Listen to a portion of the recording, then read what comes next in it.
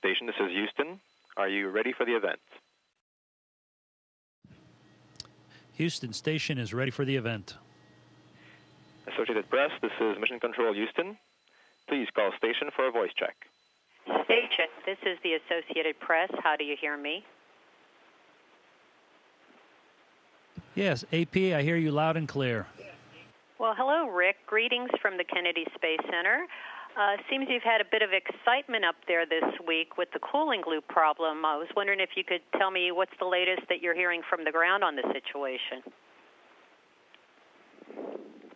Yeah, well, we're probably a little bit behind the loop because the folks are, just gathering down in Houston. But what we heard last night was that they were still troubleshooting the valve that is having problems. And, of course, if that doesn't, they've got a whole series of fault tree items that they have to work through. And the worst case is that if they can't get that working, we're going to have to go out EVA and replace the pump module.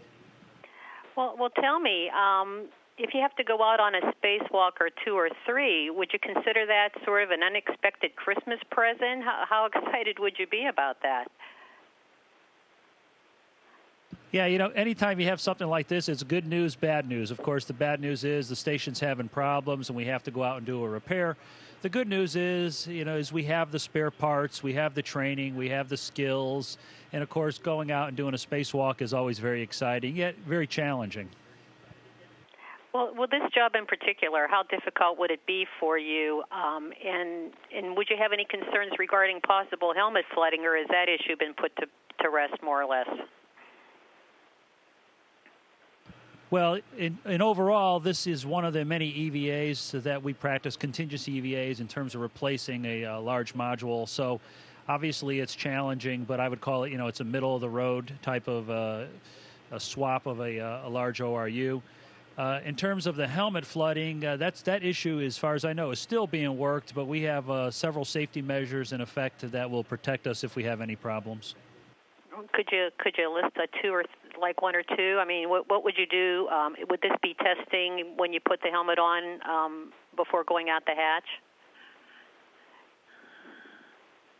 Well, of course, before we go out the hatch, there's a long EVA prep where we are in the suits for a period of time, and we're testing the suits at for pressure checks and making sure everything's working properly. So that hopefully will give us any problem, or hopefully, if there's any problems, they will appear at that point. But we don't expect any problems. And if anything happens during the spacewalk, of course, so one of the options is to quickly return to the airlock, just like what happened on the previous EVA.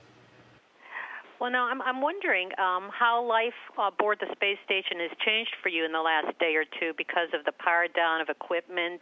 Give me a sense of what it's like up there now, whether it's a little slower life for you. Is it quieter since so much equipment is shut down? Just give me a sense of how the changes in the last day or two. Okay, yeah, it's really not that much different. Basically, some of the science experiments have been shut down just due to the lack of cooling, as you know. And really, it's not any quieter in here. We still have lights. We still have the toilet working. We still have food to eat, and we're still very comfortable up here. So the biggest problem is that we're just not taking the time during our schedule to do as much science as we normally would. We had to cancel some events due to the lack of the experiments being able to be turned on due to the lack of cooling. So the biggest impact to us was really just some of the experiments and the procedures that we had planned to work were canceled or postponed until we get this problem resolved. So it sounds like you might have a bit of a little more breathing room up there to do other things. How are you spending that extra time?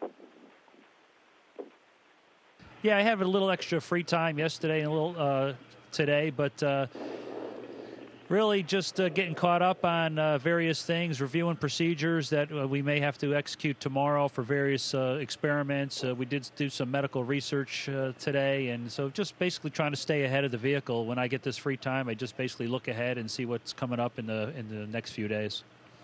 Well, Christmas is coming, and I'm wondering if you're expecting any presents aboard the Cygnus when it arrives. Well, I'm not expecting any presents, but you never know. Of course, we do have some bonus food on the Cygnus, and we have a few other packages up there, so it'll be great to get those things on board and have them for the rest of the duration of my expedition. Well, what about your own Christmas shopping? Did you finish that up before you blasted into orbit, or are you going to be making some internet orders and phone orders there in the next week? Crew Mission Control Moscow. No, I did. I took care of a few things before I left. I bought a series of presents for my wife, but don't tell her. And they're cleverly hidden in the house. Well, I promise not to say anything. What are you going to do to jazz up the space station for Christmas? Are you going to decorate? Is there a little tree? Do you plan on caroling with your crewmates? Special meal? Give me a little details of what Christmas is going to be like for you on board. Well, we'll see. I'm pretty sure we have a bag of Christmas decorations up here, so we'll have to pull those out and decorate maybe one of the modules a little bit. And I'm sure we'll have some special food. You know, we all have bonus containers with a few special items in them, so we'll pull out some of the Christmas-related foods, if we will. And I'm sure we'll have a great old time. The 6 of us will get together, have some nice meals, and it will be great. Of course, phone calls and video conference with the family will make it great. Well, it seems to me that it might be a bit of a hardship to be away from your family over Christmas and New Year's. But on the other hand, some might think that there's no better place to spend Christmas Eve to experience the true spirit of the holiday than space. What's your take on this? Well, of course, you know, being away from your friends and family during the holidays is not optimal. But if you have to be away from your family on Christmas, and this is sure not a bad place to be, you know, floating around in low Earth orbit, it sure is a rare opportunity, and I enjoy it greatly. I guess it's a matter of how, if we get some free time, which I'm sure we will, to think about the fact that it is Christmas and we spend some time in the cupola, maybe looking back at the Earth. I think we'll have some time to reflect on that and enjoy ourselves. Well, in the time you've been up there so far, what have been some of your more enjoyable moments, or just chat a little bit about the whole experience of really living in space, not just going up to visit, but making it your home? Yeah, it's great. It's quite different than a shuttle mission. All my previous experiences, you know, on shuttle mission, and you're constantly working. There's very little time to look out the window for any length of time. So, of course, I've really enjoyed the Earth observations, targets that they send up, and trying to find these various small things to photograph. And just looking out the window during your free time, of course, is quite enjoyable. But I definitely can feel my body adapting in terms of after only 2 or 3 weeks on a space shuttle mission, you don't fully adapt to weightlessness, I believe. It takes a few more weeks. So that's been interesting also to feel how I feel so much more adapted and comfortable in this environment. What has been the hardest transition, do you think, of moving into space for a long haul? Well, I don't know. There's really, obviously, the hardest transition is the first few days when your body's going through a lot of changes, going from the 1G environment to the weightless environment. You're losing a lot of fluid. Your vestibular system is still adjusting. So that's the most difficult part, but that doesn't last very long. Well, tell me, are you going to be keeping a sharp lookout for Santa and his sleigh on Christmas Eve? Oh, we're always on the lookout for Santa up here. We got a great vantage point, so yes, we'll keep an eye out and we'll report any sightings. Well, you do that, because there are a lot of children on this planet, including my son, who are going to be keeping an eye on that. So listen, Merry Christmas, Happy New Year, and good luck through the rest of your mission. Thank you very much. It was great talking to you.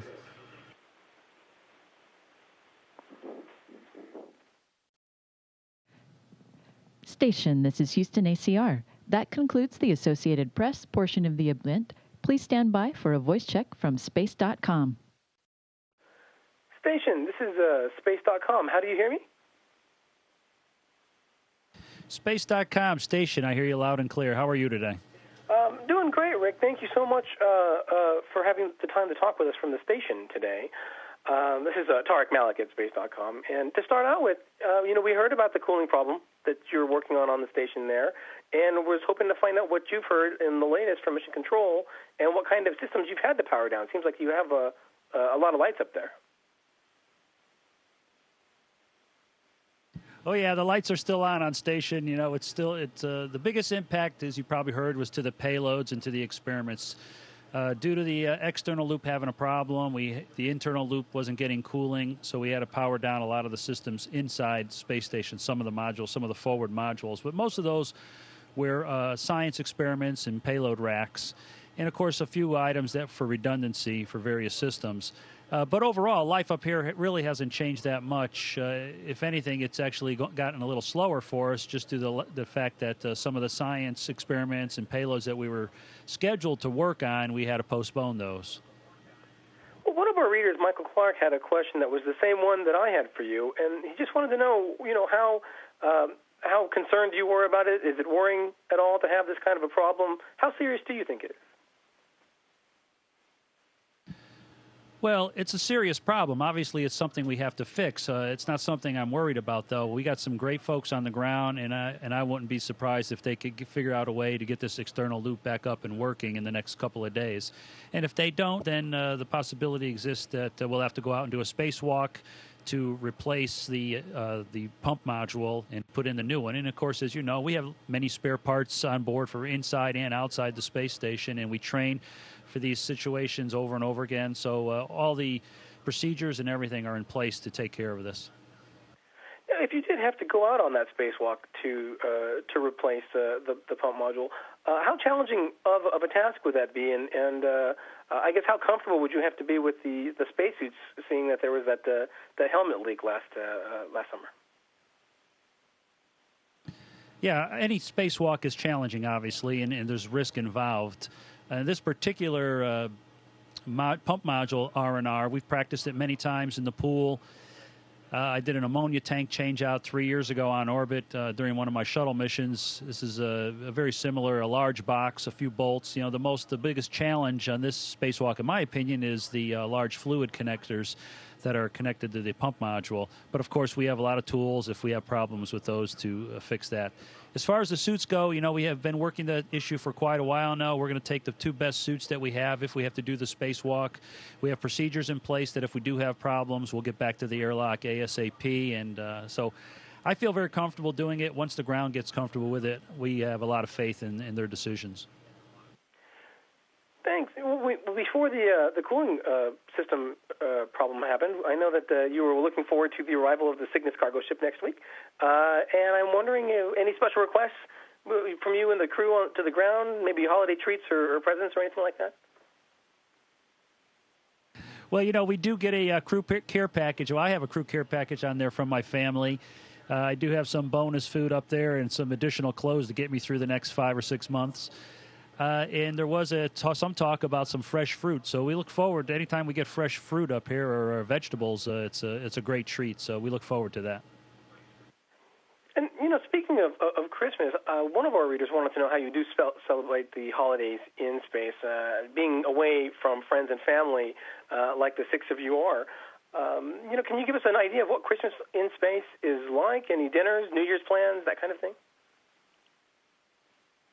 Yeah, sure. First of all, we have great connectivity with our families back home. You know, we have an IP phone. We have the ground sets up video conferencing with our families on the holidays. So it's great. You get to see them. You get to participate in the events at home a little bit.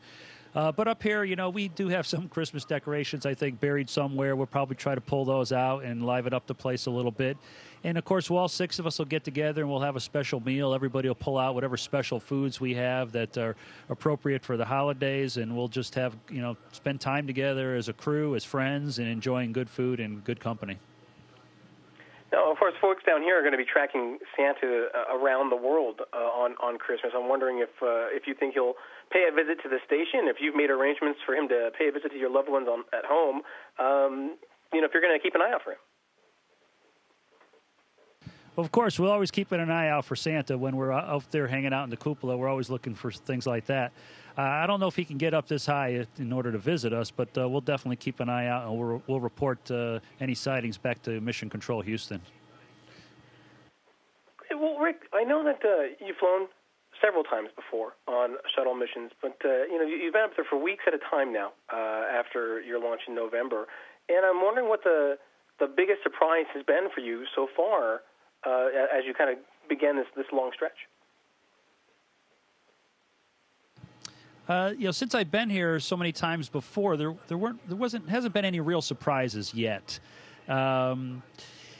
Adapting to the zero-G environment, living here on board Space Station, I'm so familiar with the modules. There's really no surprises. It's great to have my own little place to sleep, even if it's a very small closet, if you will. But it's great to have some personal space to hang your things. That's definitely much more comfortable. But no real surprises. Of course, I'm only about 5 or 6 weeks into it, and I've got quite a few more months to go. So we'll see how it goes over the next 5 months. Is there any one thing, aside from friends and family, that you're missing the most? Usually when I go on a long trip, I forget something.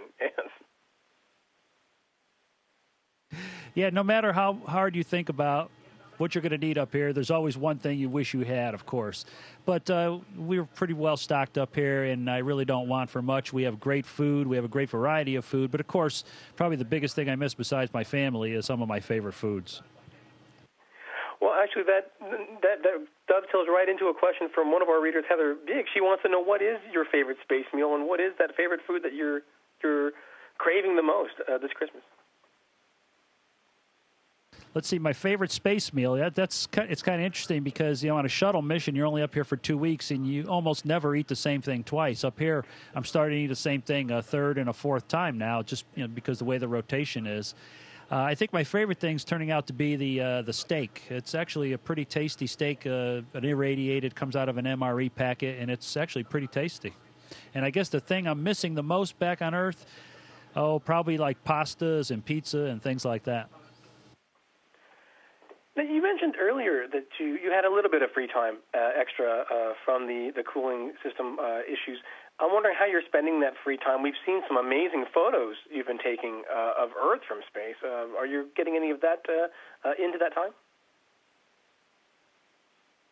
Oh yeah, we're always on the lookout for some interesting photos. I spend some time in the cupola when I usually at the end of the day I'll spend 30 minutes to an hour in the cupola just watching the world go round and trying to take some good pictures.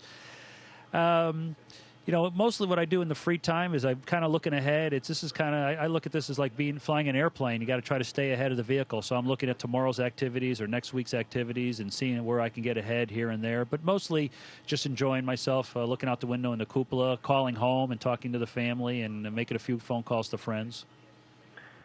Now, I've seen photos of you literally standing on top of the world in the cupola and amazing images of volcanoes and clouds and just the striking view of space. I'm wondering if there's one so far, if you can pick a favorite site or a moment that was just like, wow. Well, I think I've had so many of those. Like I said, on the shuttle missions, you just don't get the time to spend in the windows like I do now. We've been going over Patagonia, the southern tip of South America, quite a bit, just the way our orbits spin, and that's an incredible area. And every time you look out the window at that place, you find something even more beautiful than last time. One of the more puzzling things I saw the other day as we're going over the Andes was looked like some kind of a valley where an avalanche or something had taken place. I would love to know what was going on down there at that time. So many great things we see from up here. Great. Well, one of our readers, actually, his name is Naul Quoto, was wondering about the Geminid meteor shower. We saw some photos from the station of Comet Ison lately. Are you hoping to see a shooting star through the window? Yeah, in fact, every once in a while when you're out in the cupola and you got the lights turned down and your eyes are adjusted, you could see a shooting star. They're pretty rare. It takes a lot of patience, obviously, to find one of those. I think I've seen one or two up here since I've gotten here, but like I said, it takes a lot of patience and a lot of time sitting in the cupola to see them. Great.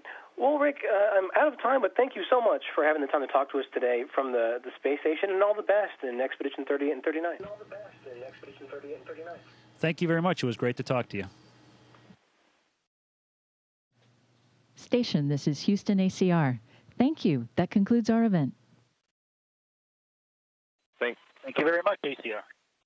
And thank you, AP and Space.com. Station, we're now resuming operational audio communications.